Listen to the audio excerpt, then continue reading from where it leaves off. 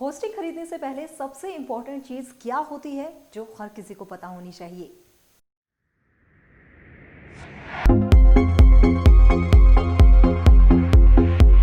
नमस्कार दोस्तों, मैं हूं आपके साथ ज्योति वर्मा। स्वागत है एक बार फिर से आप सभी का एसईओ क्लिक में।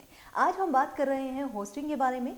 ये नहीं कि होस्टिंग क्या होती है, कहां से लेनी चाहिए, इन सब सवालों के जवाब नहीं, बल्कि इस बारे में कि कहीं से भी होस्टिंग लें, ऐसी कौन सी चीज़ है जिसका आपको उसमें खास ध्यान रखना चाहिए। तो अब यहाँ पे बात आती है कि होस्टिंग में आपको क्या क्या चीज़ें होती हैं जिनका ध्यान रखना होता है। वैसे तो लिस्ट काफ़ी लंबी मिल जाती है। अगर आप किसी भी होस्टिंग की साइट पे जाते हैं होस्टिंग खरीदने, तो बहुत सारी चीज़ें होती हैं जिनके मतलब भी शायद हमें ना पता हो कि ये होती किस लिए है।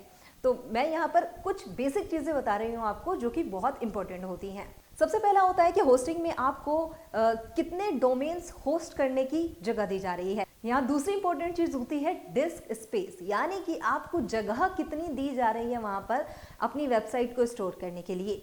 इसके साथ ही एक चीज़ और है कि एसएसडी और या फिर हार्ड डिस्क, इसका भी ध्यान दीजिएगा। आजकल काफ़ी सारी होस्टिंग एसएसडी में आती हैं, जो कि एक हार्ड डिस्क का नया वर्जन है। एसएसडी काफ़ी अच्छा रिस्पॉन्स देती है, इसलिए एसएसडी में अगर स्टोरेज मिल रही है तो बहुत अच्छी बात है। इसके साथ ही आपको बिजनेस ईमेल अकाउंट्स के बारे में बताया जाता है। जैसे बिजनेस ईमेल अकाउंट इस तरीके से होता है, jyotivarma@seoclick.com।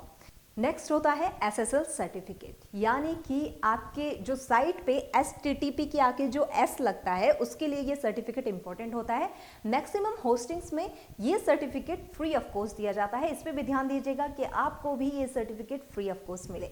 इसके साथ ही इंपॉर्टेंट होता है बैकअप भी। ज़्यादातर होस्टिंग्स में मैंने देखा है कि बैकअप नहीं दिया जाता, यानी कि आपकी साइट का बैकअप। इसके बाद आती है बैंडविड्थ, जो कि मोस्ट इंपॉर्टेंट चीज़ है। आप में से ज़्यादातर लोगों को इसके बारे में पता ही होगा।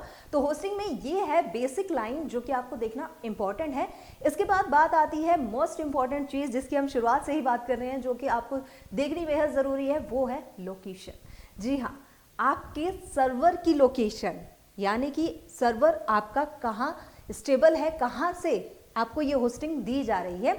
सर्वर इसलिए इंपॉर्टेंट होता है, सपोज मेरी वेबसाइट इंडिया में है, जैसे मैंने .in डोमेन पे लिया हुआ है, मेरा एक लोकल बिजनेस है। अब मैंने .in डोमेन लिया हुआ है, मेरी ऑडियंस भी यहीं पे है, लेकिन मैंने होस्टिंग एक ऐसे ब्रांड से ली हुई है जिसका सर्वर है आउट ऑफ इंडिया, अमेरिका में उनका सर्वर रखा हुआ है। तो यहाँ पे क्या होता है, जब यूज़र रिक्वेस्ट भेजता है तो वो रिक्वेस्ट सबसे पहले जाती है सर्वर तक, यानी कि अमेरिका तक जाएगी। अमेरिका से वापस फिर यहाँ पर आएगी। अब आप खुद सोच के देखिए, एक जगह से दूसरी जगह जाने में चाहे वो डेटा हो, चाहे वो कितनी स्पीड से जाता हो, फिर भी थोड़ा टाइम लगता है। तो एक ऐसा सर्वर चुनिए जो कि आपके आसपास हो। अगर मुझे इंडिया में अपनी साइट को होस्ट करने को मिल जाए तो बहुत बेस्ट है। अगर मेरा इंडिया में ही बिजनेस है तो इससे क्या होता है, एक तो मेरा डेटा सुरक्षित है क्योंकि मेरी कंट्री में है, मुझे पता है कि सर्वर कहाँ रखा हुआ है और मेरी कंट्री में क्या क्या चीज़ें हो रही हैं। अगर हम यहाँ पर बैठे, हमारा बिजनेस बहुत अच्छा चल रहा है, सपोज अमेरिका में उस टाइम पे कुछ दुर्घटना हो जाती है, कुछ भी हो जाता है, तो उसका इम्पैक्ट मेरी साइट पर भी पड़ेगा। जो सर्वर पर मेरी साइट होस्ट की जा रही है, वहाँ से मेरी साइट से एक्सेस नहीं कर पाएंगे यूज़र। लोकेशन हर तरीके से बहुत ही इम्पॉर्टेंट हो जाती है आपके लिए।